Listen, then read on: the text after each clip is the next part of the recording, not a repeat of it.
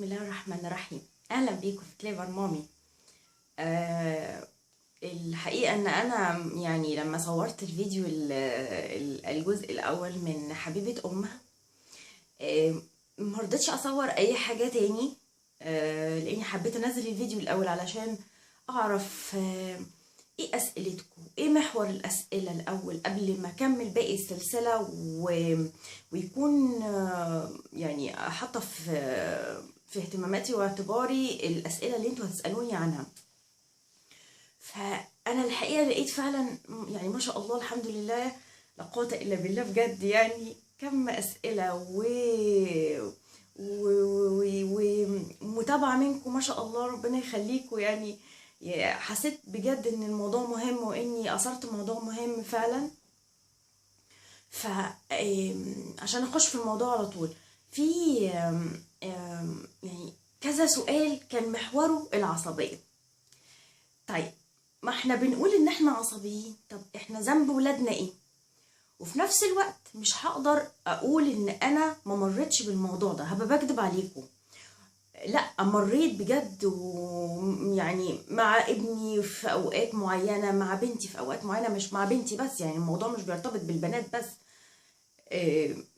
مريت بيها، والحقيقه كان لجوزي يعني ليه فضل في الموضوع ده، انه بما انه دارس موضوع تربوي اكتر، فكان عنده خلفيه جامده في الموضوع. فكان هو بيتكلم معايا وبيفهمني الوضع واعمل ايه وامشي ازاي وابدا اتجاوب معاها ازاي عشان اخطي المرحله دي. ودايما الموضوع ده هتلاقوه في بدايه سن الدراسه للاولاد، اللي هي الكي جي والبيبي كلاس والحاجات دي.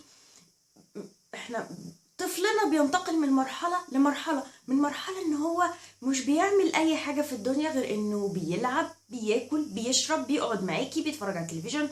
وطبعا دلوقتي مفيش سن ولا عمر للتابلت ولا للالعاب الموجودة على الموبايل والحاجات دي. فاحنا بننقله لمرحلة جديدة، ان احنا بنخليه يهتم بدراسته، وعايزين يهتم وعايزين يبقى احسن الناس.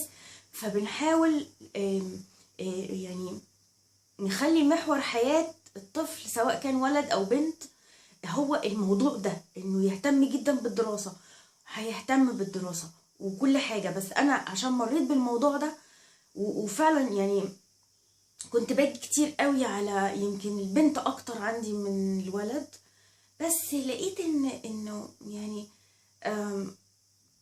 مش كل الأوقات لازم يبقى هو ده محور اهتمامي. السن ده بيبقى محتاج حاجات تانية كتير، محتاج حنية، محتاج اني اتكلم وطيب هنلعب شوية وهنعمل كذا وهنخلص كذا ونقعد نعمل احنا مع بعض. بص دي الحاجة دي هنقعد نخلصها، بس نخلص بس الجزء ده كده واحنا شاطرين وهنخلص على طول وهنقعد مع بعض. صدقوني انا لجأت بجد، عشان فعلا ما كنتش بكذب عليكم، لجأت فعلا للعصبية ولجأت للعنف، وكنت فاكرة انه الموضوع ده هيجيب نتيجة، بس فعلا ما جابش معايا اي نتيجة. بالعكس، العنف بيعمل نتيجة عكسية، وده حصل معايا بجد. ما ابتدتش اخد نتيجة منها في دراستها غير لما بدأت احتويها وافهمها واتجاوب معاها واتعامل معاها وانزل لسنها. زي ما قلت لكم، انزلوا شوية لسنهم وافهموهم اكتر. احنا بنتعامل بسننا وبالظروف اللي حوالينا، ومش ذنبهم خالص ان انا فعلا عندي حاجة مضايقاني في شغلي، في البيت، خلافات مع الزوج. مش ذنب الولاد والله خالص بجد. يعني انا مريت بالكلام ده كله فعلا، والله ما بيجيبش اي نتيجة. نفصل شوية، نحاول نفصل. محور الأسئلة اللي جات لي حقيقي كانت هي على العصبية والنرفزة. وفي عصبية ونرفزة تانية بقى مش بسبب الدراسة، بسبب انه البنات او الولاد ايا كان، يعني صغيرين في سن صغير، وطبعا ما بيبقاش فيه يعني ادراك كامل لاني احافظ على النظافة او ما بهدلش حاجة. فالحل ده انا يعني كنت فعلا مريت بيه. فلقيت انه الحل حاجة واحدة بس، والحقيقة جابت معايا نتيجة، انه حجرة الليفينج دي هي الحجرة اللي احنا طول يعني بمعنى الكلمة فعلا ليفينج، معيشة عايشين فيها طول اليوم. أكل، تلفزيون، ممارسة أي شيء، حتى المذاكرة كمان. خلي المكتب الخاص بالمذاكرة أو الترابيزة الخاصة بالمذاكرة في الأوضة دي، مش هيخرجوا بره الأوضة دي. أو حتى لو الليفينج كان مفتوح على ريسبشن، خلي برضو ده المكان الخاص بالممارسات اليومية اللي احنا بنقوم فيها. هتلاقي ان الموضوع مقنن شوية، انه حتى لو هيبهدلك حاجة هيبهدلك بس المحيط اللي هو موجود فيه، اللي هو الغرفة او المكان اللي هو بس موجود فيه او البنت موجودة فيه. كلامي كله على الطفل بشكل عام مش على البنات بس. مش هتبقي عصبية على الطفل علشان هو بهدلك المكان ده وبهدلك المكان ده وبهدلك المكان ده، لا، هو هيبقى مكان واحد بس، وهيبقى ده اهتمامك اكتر في النظافة والمتابعة اليومية. ويعني خلي فيه اغطية لو هو في الليفينج موجود الانتريه، خلي فيه اغطية معينة بحيث انك انت تشيليها بتغسليها ويكون فيه كفر بديل له، ده بيتشال وده بيتحط.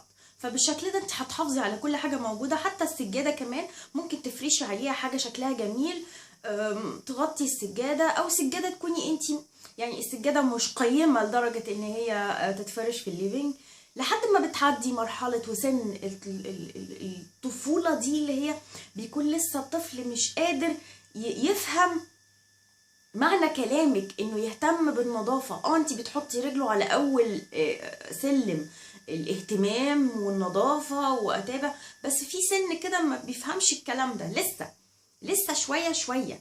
مش بقولك انك تسيبيه يتبهدل في الليفينج، لا، ولكن علشان لو غصب عنه حاجة وقعت منه من اكل شرب اي حاجة، بهدله من اقلام، او وقت السن بتاع الكي جي والبيبي كلاس بيتعمل بالوان وحاجات، فممكن يبهدلك الدنيا. فانا بتكلم بس على موضوع النظافه، انه حتى لو حصل تجاوز منهم فبتبقى في محيط ان هو تحت ايدك، تقدري تسيطري على الموضوع، وبالتالي مش هتوصلي لمرحله العصبيه اللي بتبعد الولاد عننا. العصبيه دي اكتر حاجه بتبعد ولادنا عننا، صدقوني. انا مريت بالموضوع ده، انا مش هكدب عليكم واقول لكم ان انا كنا يعني حاجه مثاليه، لا، اكيد كلنا بنمر بالموضوع ده، ولكن انا حبيت اقول لكم خبرتي فيها، وانها فعلا ما بتجيبش اي نتيجه غير نتيجه عكسيه. اسئله تانية كمان جات لي عن الجرأة في التعامل مع البنت، ان انا اتكلم معاها في اي حاجة تخصها، تخص يعني ان انا عايزة احميها، خاصة هي حددت لي يعني ان انا عايزة احميها من التحرش وافهمها انها تحافظ على نفسها. مفيش حاجة اسمها خجل بيني وما بين بنتي خالص، لان هي هتلجأ لحد تاني تسأله، او حد تاني هيفهمها، وممكن يفهمها بطريقة غلط ويديها معلومات غلط مش صحيحة. فبالتالي انا ما كسبتش حاجة غير ان بنتي وصلت لها معلومات غلط، وممكن ان هي تكون مقتنعة بالكلام ده، ولما هاجي اتكلم معاها بعد كده هتلاقي ان كلامي انا بالنسبة لها هو اللي غلط، فخلاص كده ترسخ في عقلها انه كلامي انا اللي غلط.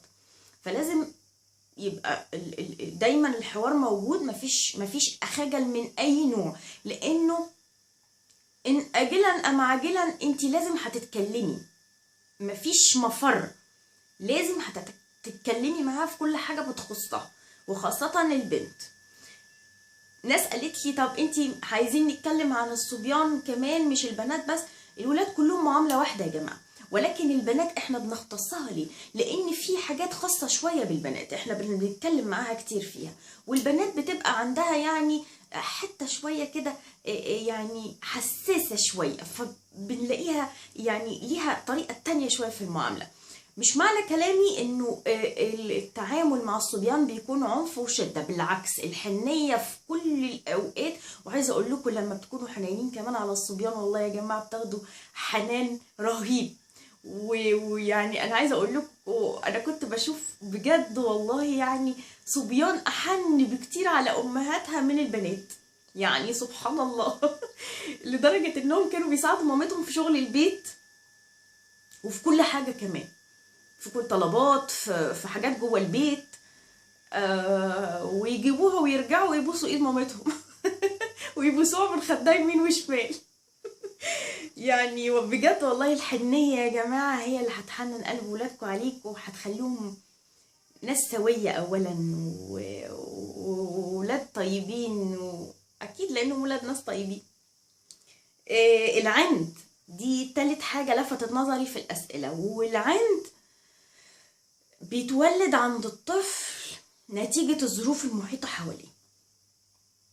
ده يعني اعتقد، يعني انا مش خبيرة في الموضوع ده الحقيقة، بس اعتقد ان العند ده بيتولد نتيجة حاجات قدام الطفل شايفها باستمرار، عنف، قسوة، سواء في التعامل معاه او في تعامل اهل البيت مع بعض. بيتولد عنده نوع من العنف. ليه؟ لانه بيحاول يخرج كل الشحنة اللي هو اخدها من اللي بيحصل حواليه في عنف ومعاملة بأسلوب مش يعني بالنسبة لك هيكون بيتعامل بالعند. يعني احنا في حاجات كده هنحس فيها الولاد وهو بيعندونا. طب هما بيعندونا ليه؟ العند ده موجود عندهم ليه؟ اكيد في حاجة ناقصة، اكيد في حاجة ناقصة عند الطفل بتخليه يلجأ للعند ده. ان هو مش لاقي مثلا اهتمام كافي، مش لاقي حنية كافية. ايه هي الحاجة اللي هنقدر نديها لولادنا غير ان احنا نتعامل معاهم باللين والحنية؟ حتى ولو هو عنيد، مش هقابل ده باني ابقى عنيدة اكتر معاه، لا. نحاول احنا نخش شوية معاهم ونتكلم شوية معاهم. ومش معنى ان هو طفل صغير ما اتكلمش معاه، لا والله برضو بتلاقي في تجاوب، وكل ما هتقربي صدقيني هيقربوا اكتر، وكل ما هتتكلمي هيبقى في لغة حوار ونفهم بعض، وما يبقاش في لغة العند دي موجودة. يعني احنا ممكن انا زعلانة منك عشان حصل كذا كذا كذا كذا، ونتكلم بالراحة، لان الكلام العنيف بيولد عنف وقسوة وبالتالي عند في الاخر. نجرب بس ومش هنخسر حاجة، احنا نجرب بس. كل ما هنكسب ولادنا كل ما هنلاقي منهم نتيجة كويسة ان شاء الله. مش عايزة اتكلم كتير واطول في الفيديو ده. الفيديو ده الحقيقة انا عاملاه بس عشان الاسئلة اللي انتوا سألتوني عنها، ومن خلال الحلقات الجاية اللي هتكلم فيها هندخل حاجات برضو من الاسئلة اللي انتوا بتسألوني عليها. اتمنى اكون وفيت، وبرضو مستنية كل كلامكم اللي انتوا هتبعتوهولي وتقولولي وتجربوا وتشوفوا برضو وتردوا عليا. انا ببقى مبسوطة قوي لما بتقولولي ان في حاجة انا قلتها وليها رد فعل كويس عندكم وفعلا جابت نتيجة. ان شاء الله كل الخير لولادنا ولينا. هشوفكم فيديو جديد لكليفر مامي. السلام عليكم ورحمة الله.